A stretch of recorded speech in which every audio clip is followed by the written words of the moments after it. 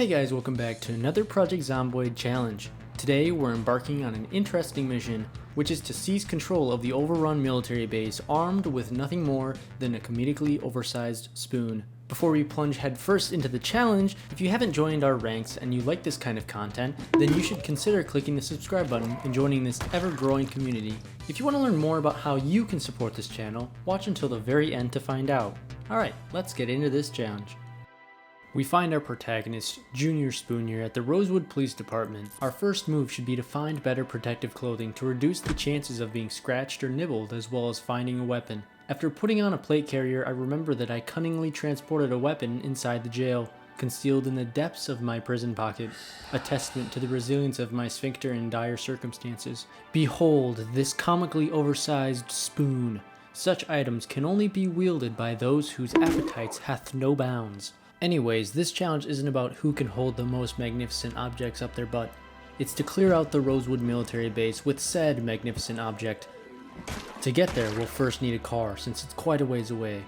We'll also need some food and water bottles. So after some time of killing zombies, looting, and sneaking around with a massive spoon, we find a car that works. We hop in the driver's seat and begin our journey.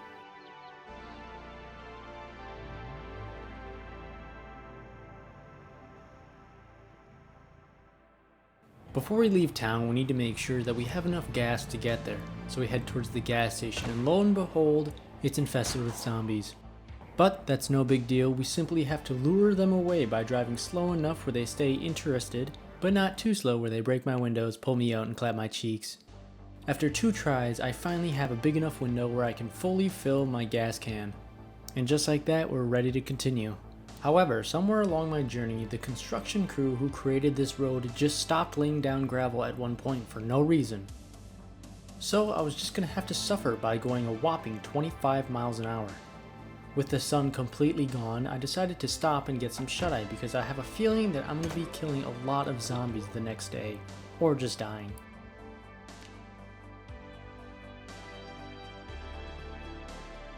The next morning I was awoken by an undead peeping Tom, so I quickly sped off as fast as I could. After a 2-hour drive, I finally come across where the construction crew resumed making the road, because having a complete road to the military base is just too much to ask for. I also find the entrance of the military base. Upon seeing that there is no gate guard, I can safely assume that the base is not overrun and the person on guard is simply on break. Unfortunately, my assumption was a little incorrect because before I could even reach the building, I turn around and see a bunch of zombies following me. So I tried to dispatch as many as I could. But the comically oversized spoon is quite exhausting to wield like it's a wiffle ball bat. So eventually, I just have to keep moving towards the base. Once I enter the parking lot, I'm overwhelmed by the amount of zombies. I cannot take out this many zombies without using all my energy, so I decide to head back to my car and do the only logical thing, which is to turn it into a battering ram.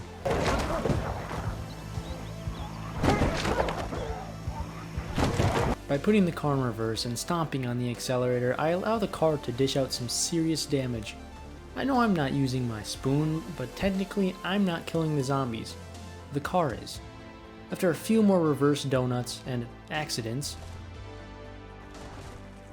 I finally clear out enough zombies where I can start using my spoon again. As I dispatch every undead adversary within the parking lot, a particular weariness starts to creep over me. Following an intense span of 3 hours entirely dedicated to the art of zombie decimation, my exhaustion reaches a point where a break becomes imperative. I find myself compelled to close my eyes to rest in order to rekindle my energy before I once again dive into the motion of obliterating any zombie I see. The next morning I made my way up to the front doors. Of course the doors were locked, but luckily the windows were broken, so I cleared the glass out the sill and hopped into the building. Immediately I was met by 4 zombies, so I tactically retreated back out the window just in time to turn around and bonk the zombies as they fell through the window. Again, I ventured back into the building, this time in a hallway where I called out to the zombies in an attempt to kill them with the window trick, but alas, as I hopped out the window, I mistakenly jumped through the wrong window, slicing my wrist deeply with glass. I panicked and bandaged myself up before the zombies could get to me. However, with this cut, my swing was significantly slower. So, I again retreated to my car, where we all know what I did from there. Upon finishing my undead pedestrian mayhem, I continued my slaughter, first by taking care of the zombie in the main lobby, then moving back down the hallway and taking care of a few from there. Then, I went deeper into the building, where I found 2 zombies staring at a door with their backs to me, so I quickly took them out and allowing one more zombie through the door. This was not a good idea. I quickly fell back to assess the damage. Luckily, it was only a scratch. However, even a scratch can be fatal, so I'll have to keep an eye on it. I then returned to the parking lot to replace all my dirty bandages to avoid infection. My next goal was to find the medical room, where I can find some life-saving supplies. Mainly I need a suture kit so that I can stitch this deep cut up. I stumbled upon some bleach and questioned if I should just restart, but I get my head straight and I decide to move forward until clear signs of the Nox infection show. Before I know it, the main lobby, northern hallway, and connecting rooms are clear. So again, I advance deeper into the building, almost becoming a human Happy Meal at one point. But I remain calm and control the crowd, taking the zombies out one at a time. I decided to get some sleep, and then this happens. This is not a good sign to see when you're covered in cuts. I could have the Nox virus, which pretty much makes me dead already. However, I don't have the anxious feeling, which is usually a common reaction to said infection. I decided to change my dressings first. At least one of my wounds have already healed, which is good. However, my deep cut is still there. Today I need to find a suture kit. I traverse the dark hallways until I find a narrower hallway that leads into the armory. I could clear this whole prison with the weapons here, but I don't need them. I'm doing just fine with my supersized spoon. After taking out 3 zombies, I enter another hallway and peer through the window of a door, and I notice it's an infirmary. The first drawer I search has the suture kit I need, and I begin stitching up my wound. Immediately after, I take a painkiller and continue looting for more medical supplies. With all the medical supplies that I would need, I make my way back to the hallway, and as I'm hunting down a zombie, my nauseous symptom disappears. I'm beyond relieved that I'm not going to turn into a zombie, but I need to remember, the building still isn't clear, so I head out the back door and begin a conga line of zombies where each one is rewarded with a hefty bonk by a giant spoon. I return back into the garage to take a gander at the metal storage racks, where I find all the tools that I would need to fortify the entry points and rebuild any busted down doors. Knowing that I'm so close to clearing out the base, I make one final push, making my way to the last uncleared room where I find it banging on the door, begging to be set free. I grant him his wish and I begin to comb through the rest of the building, killing any undead stragglers on sight. By the end of the night, a storm begins to brew, and I take shelter within the now uninfested military base.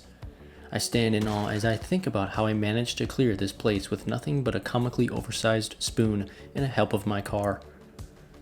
But this is just the beginning, and now I will have to fortify the base and begin my agricultural adventure.